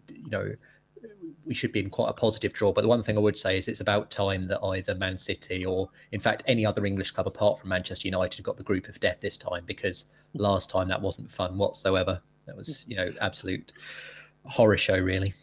Ali, just getting group of deaths. So Ali, from the neutral point of view, do you see Barcelona, Real Madrid, Juventus being a threat this year in the Champions League? I think the Spanish clubs are sort of in trouble because their finances, aren't they? I think Bayern Munich and Paris Saint-Germain are the ones to watch out for. And then English clubs, if Man City get Kane, then yeah, but then Guardiola will find a way of messing it up. And then Chelsea, yeah, they'll be there again. Liverpool with the fans back.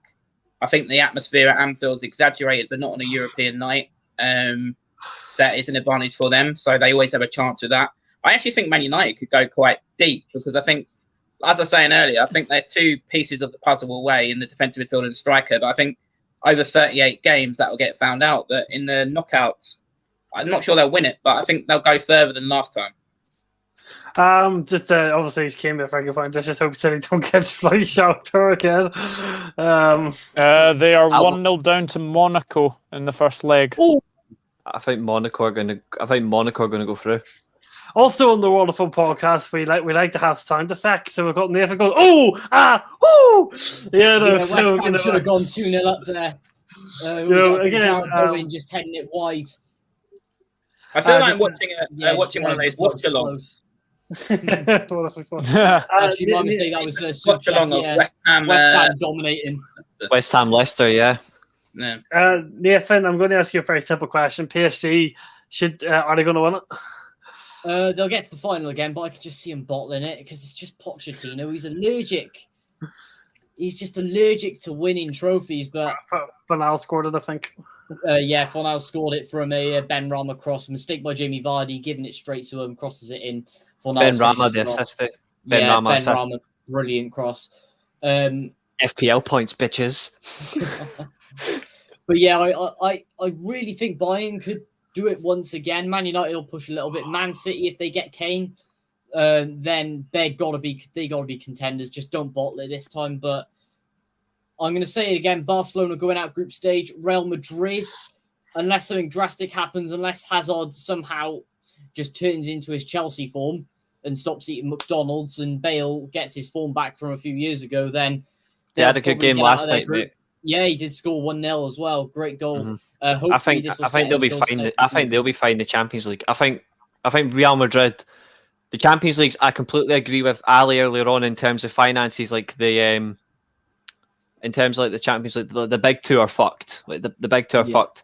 But I look at Real Madrid right now in terms of their squad, they're much better than Barcelona. I also think they've also got the better manager. Like, as much as I like Ronald Koeman, like, I think he's a decent manager, but he's not great. Carlo Ancelotti's gone there. He's got Isco back into form from why he bought him 9 years ago. Like, he's got Isco running. He's got Hazard actually working. So maybe he's actually got him out of KFC and he's put him back into the gym. He's got Benzema still, who's now had a $500 million release clause inserted into his new contract that he signed a couple of days ago, which is baffling because he's finished soon anyway. And Gareth Bale, we'll see what happens there. It's still, and also he's doing well with Vinicius Jr. But even so, like, it's still going to be outside of Spain that's going to win it. I don't see Real Madrid going far. Maybe the quarterfinals at best. But this isn't the Real Madrid team that was tearing teams apart 4, 5, 6 years ago. This is a completely new team, and it'll be interesting to see where they end. Out of all the teams in it, you would expect Bayern Munich to get semi-finals. You would expect this PSG squad to be semi-finals minimum. But this Real Madrid team is so unpredictable that you don't know where they're going to end up. I think they'll end up in the quarterfinals, but Barcelona will either just get out the group stage or they will drop into Europa League. Also, just very quickly, obviously, I'm assuming everyone's very much aware of this, but obviously Spurs played their European Conference League Leg 1 there on Thursday and they lost. They did have a very Fun fact for a Spurs fan, if you're in there, You're the first club to lose the first game of the UEFA Cup. First English club to lose the first game in the UEFA Cup. First game in the Europa League. The Champions League. Now the Cup Winners' Cup. And the European Conference League. Spurs fans, congratulations. Record setter. Real Madrid are yet to approach PSG for another game, but they considering Chelsea the last few weeks. That has been made from an Indian club. Obviously, Lane's trying to indicate and bowing to Liverpool, but I'm going to leave it there. I'm going to obviously Doug has this other news section he brings in, so I'm going to bring in my other news here before we move on to the Bundesliga. This is a stat. This is actually a stat that just sums up Seria A and Unai Emery in a nutshell. So, Villarreal drew 0 each with Espanyol, so they've had 2 0 each draws to start off their campaign. For the first time in the history of Villarreal, they have not won a pre-season game. They won 4 games in pre-season with a shot on target.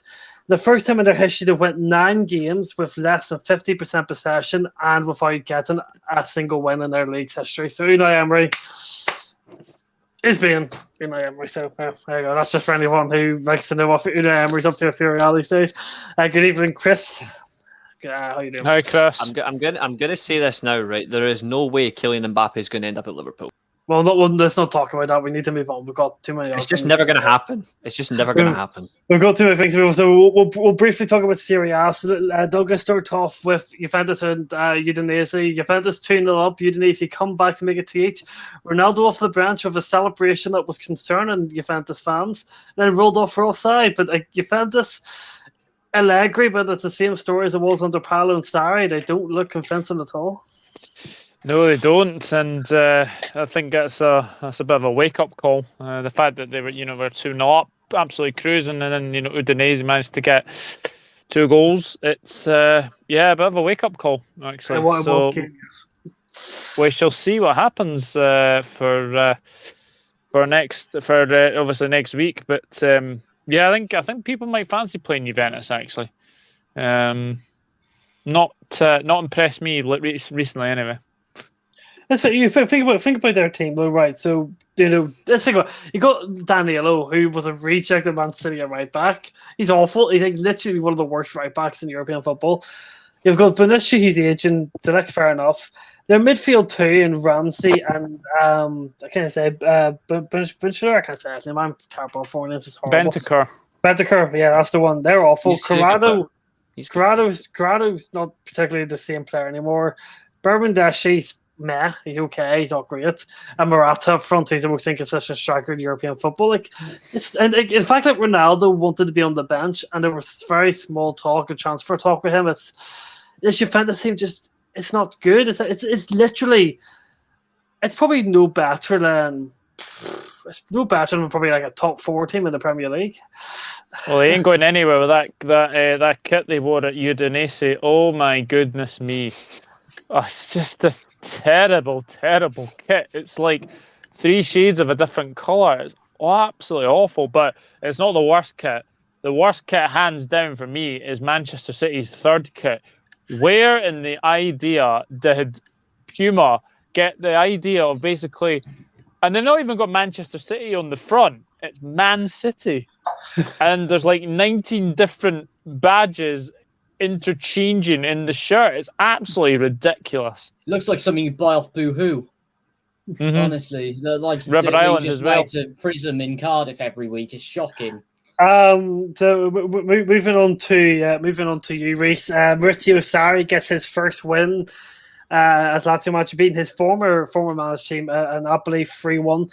I look at this Lazio team. Hashi at left back's good. Lazari, Miliko Savic, Lucas Fiea in the midfield. Pedro did play. Pedro's obviously not the same player, but he can do a job.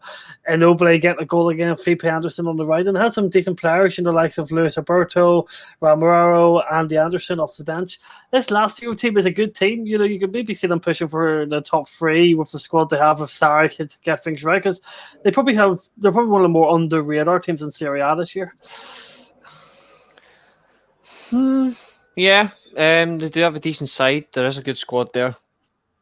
I just look at where they are going to be long term. What would they push for? Will they push for the the Champions League places to get in there, or will they look to try and win a trophy?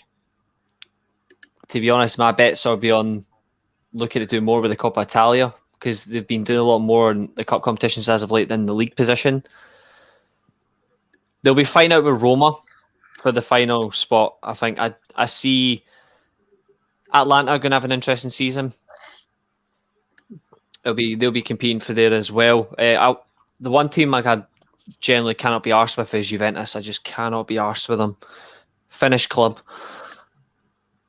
But Lazio, no, they've good. With all due respect to them, they've got a decent squad, and I look forward to seeing where they go. But if they lose Immobile, they're fucked. Doug, and also the only team in Italy that actually is relevant, that's AC Milan. They're beating Sampdoria 1-0. we will come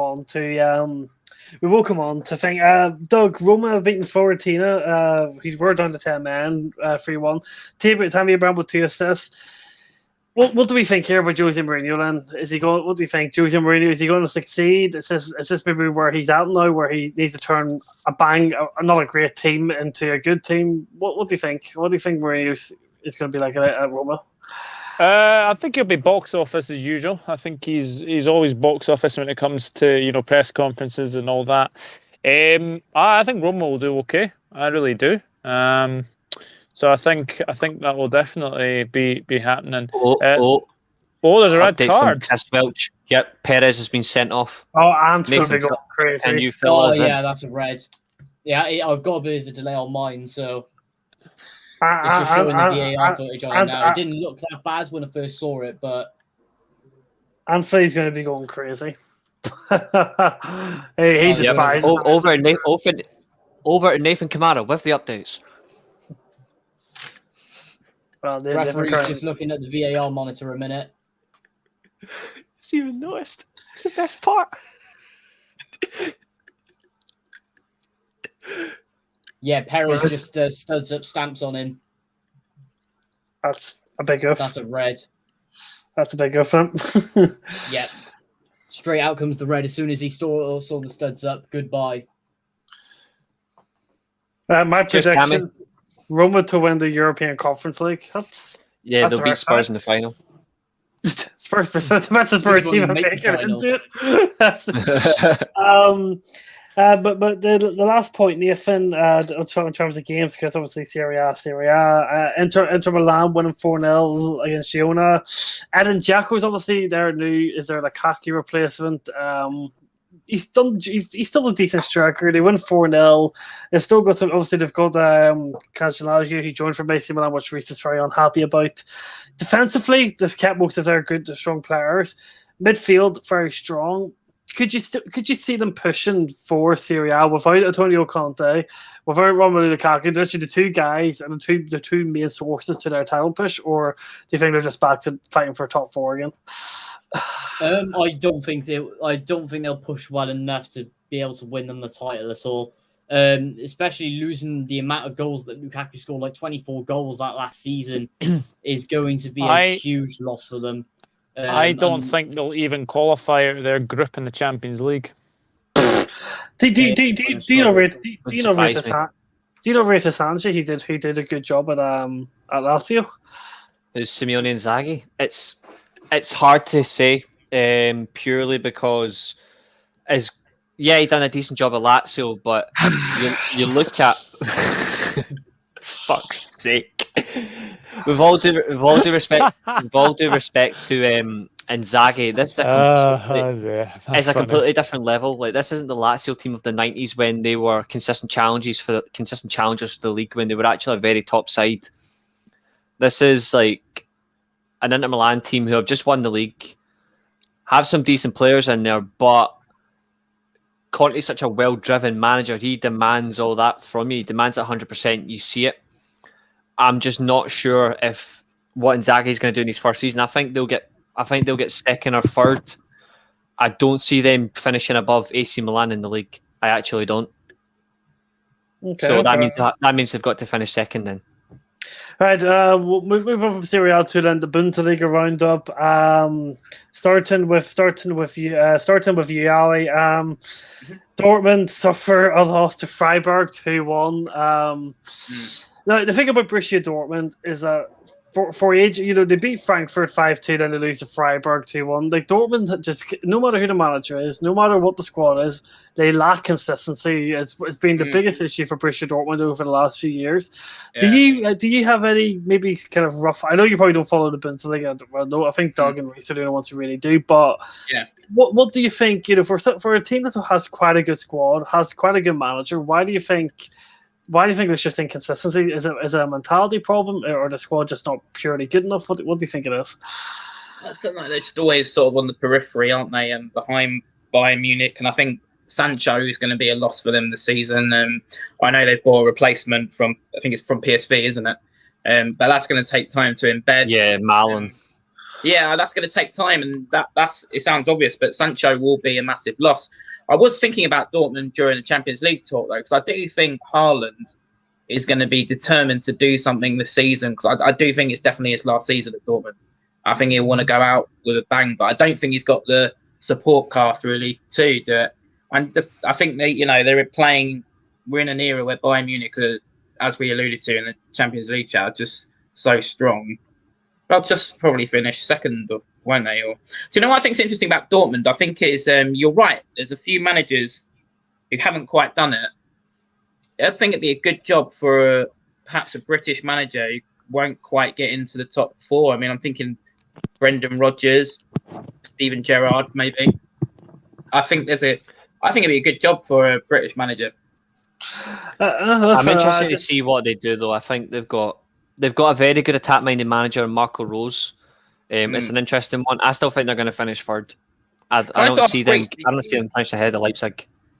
Reece, if you follow Bundesliga, how much do you know about Lucien Favre, who managed Dortmund? He almost came to Palace in the summer.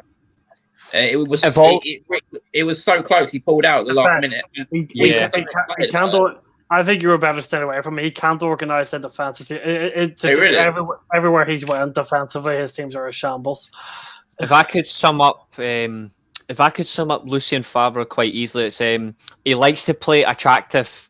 He likes to play attractive football, but his problem is organising defence. Oh, okay, right, interesting. George, just on the note, because you said about Bayern Munich, they won 3-2 against Cologne. Now Nagelsmann, Nagelsmann, don't get me wrong, takes a lot of time to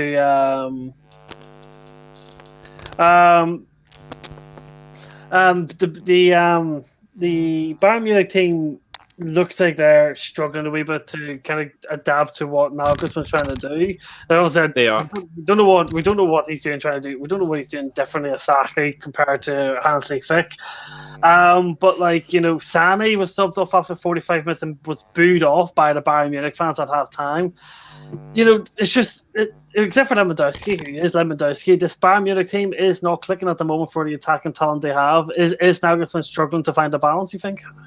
I said before the season started, it was a bad move. That's what I'm saying. I said before the season started, it was a bad decision.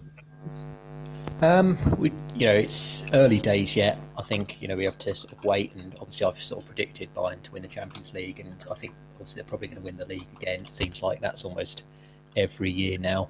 I think it will just be a matter of time. I think obviously defensively they are slightly suspect. They always do give you a chance in games, which is going to be obviously interesting moving forward. In terms of obviously attacking talent as well, just Serge Gnabry again was absolutely phenomenal. The goal he scored, obviously the winning goal, eventually it was such an incredible strike. He's another one that Arsenal let go. Has gone on to do much greater things. He's definitely one of those that they rue letting go of. He's a phenomenal player. Sporting his new hairstyle, and it was a brace of real quality. But I think Bayern Munich will go on to win the league as they always do, and the Champions League. Obviously, when it gets down to the business end, I think Nagelsmann will have them well drilled, and I think I'm thinking they're going to win it. So Early troubles, but ultimately, I think there's going to be a successful season ahead for them. And Doug, much Glash back. Yikes! That's all I'm saying. Yeah. To be fair, it was domination from Bayer Leverkusen, unfortunately. The first goal's unlucky. It goes off the post and it goes off Sommer. He doesn't really know anything about it. But Schick's goal's really, really good. And then, the third goal's really good. And then the fourth one, again, Sommer, from hero to, villain. But it's one of the most unpredictable games, that one, anyway. Finished 4-3 last season. And 4-0. It's a shame. It is a shame. I think hopefully bounce back at Union at the weekend. But that was a sore one to take. Reese is gone, so I can't ask him about Leipzig. So we'll just have to skip back to it. But Leipzig beat Stuttgart 4-0, straightforward game. So due to time restraints, we'll not be talking about the Scottish League today, but we obviously will be talking about the Old Firm, which takes place. I think it's Saturday at 12:30. Correct me if I'm wrong. Sunday at 12:30. So obviously, I'll be very intrigued. If I'm not mistaken, I think Rangers have banned Celtic fans from going to the game. It's 100% allocated Rangers support. I have heard that. Yeah, I have heard that. It's very, very strange, but I can understand why. So I'm sure something are kicking with us. But of course, ladies and gentlemen, if you have any questions for us, please do put them in the chat. We'll answer away. But we have a very serious question. We have to ask Mr. Ali. Pepsi Max Cherry. What are we saying? Initially, I thought actually this is all right. I just think it's okay. I don't think it's terrible. It's not as good as Cherry Coke. And I think that being mine and Reese's podcast, we're going to do another Sahar debate and a Coke v Pepsi debate. It's going to be lively and explosive. Me and Doug can organise that. Yeah, but no, it's all right. It's all right. But it's okay. I've enjoyed it. So I probably won't buy it again. Reese, we were just saying while you're away, very quickly, while people catch up for the chat. Rangers, are they not letting Celtic fans in for the Old Firm on Sunday? They're questioning it just because of what's going on across Europe. They are questioning it, of course. So they want to see what in terms of allocation they can do. They should allocate some fans so they can watch us beat them. But other than that, I'm not interested. And I'm literally laughing at the fact that people are believing TalkSport in the live chat. I mean, they're called Talk Shite for a reason. Come on, smoke some weed, not listen to TalkSport. They have been really bad. TalkSport in the last week I've seen some of the worst opinions I've ever seen. I wouldn't trust, honestly, I wouldn't trust TalkSport, right, to get me somebody to paint the outside of my house if I needed like repainted. That's how bad they are. I don't trust them. But in all respect, I was listening to like the Bundesliga comments. I completely agree about the Mönchengladbach stuff. It was literally just somebody came out of the room and speaking to me. I just don't see. I think it's smart what they're doing in terms of like Rangers, because Celtic are going to do the exact same thing. For me, it's a smart decision to reduce the capacity because it's the first game, and I don't trust what's going to happen. But if people, I'm still laughing at the comments about TalkSport. I just can't help it. But I do, as much as it pains me to say it, I do expect Bayern as well to win the league. I love Nagelsmann. He's just managing a club that I despise. I wish he wasn't there, but hopefully Mr. Marsh does the job and takes the league off them. But I don't see it happening. They've got some quality players in there. They're just not clicking. That'll happen. But back to the question you asked me in regards to the Rangers scenario, Celtic are doing the exact same thing. It's the exact same in terms of like reduced capacity for the away fans. They do it every year. We gave them very slim amount of numbers before the pandemic started. So it doesn't surprise me that it's happening again. It doesn't surprise me. I don't see any any questions in the chat from anybody, so I'm going to ask you another question, and just to kind of, because I think I get another question, so it's a good way. So, obviously, Doug, Just very quickly, Josh, there was a question as well from Cal Gamer, which obviously I answered in a way in the chat, but if you guys want to answer it as well for your respective clubs. which chat's going so fast. So if you had unlimited money, who would you sign? So it might just be best if everyone has like one player that they would sign for their club. Okay, well, thank you for that, because I genuinely missed it, because chat's going by some missing questions. Okay, I heard to find it. Yeah, it was really, really far up. If you had a limited amount of money, who would you sign? So go ahead, Doug. Holland for me. We need an actual goal scorer, so for me it's Holland. Who are you bringing to Cardiff, Nathan? Just so it happens quicker, even though it is definitely happening in the future, Gareth Bale. Reece, who are you bringing to Man United? Joshua Kimmich. George, unfortunately, you can't buy managers, so what player-wise are you bringing to United? I've also put in the chat Joshua Kimmich as well. Incredible player. I could go on about for hours on end. So could I. Like, I could talk about him in my sleep. He's the best defensive midfielder in world football. So good. Ali, he's coming to Stella's Park. I go for Declan Rice, because we need someone with a passing ability from deep. And I was at Wembley for the Euros final, and he is a player you need to see in a stadium. The positions he takes up are really, really intelligent. I do genuinely think West Ham fans have a point. He is a really good player. Okay, that's fair enough. Though, is it? To be fair, that would be a good sign. To be fair, if I was running Man United, I'd have Kimmich, Goretzka, and Julian Weigl signed in a heartbeat. I'd bring in 3 German wizards, and then I'd have a German midfield. Simple. What can I say, really? I love me some German. Right, so I don't see any other questions. I think that is a perfectly rounded up show. Unless so, we'll let everyone have their little final say. So, Doug, anything coming up on the channel besides the Champions League? Jordan, anybody should know about anything you want to say to your supporters? Anything at all? Well, my man to my left will be on my channel very soon for a Liverpool-Chelsea preview. Looking at Wednesday, so hopefully you can make Wednesday. But obviously after tonight, Premier League predictions, Bundesliga predictions, SPFL predictions, and then obviously it's international break coming up as well. But international break next week, if anyone's wondering. Fuck international break. Fuck it. Yeah. Nathan, obviously you're back at the games. Matchday vlogs coming in now. Obviously, I'm sure it feels good to be back. I'm back on Friday night as Glenavon start their league campaign. You must be loving life right now. Results going your way. Back at games. I'm sure you're a very happy man at the moment. Where could everyone check out your Matchday vlogs?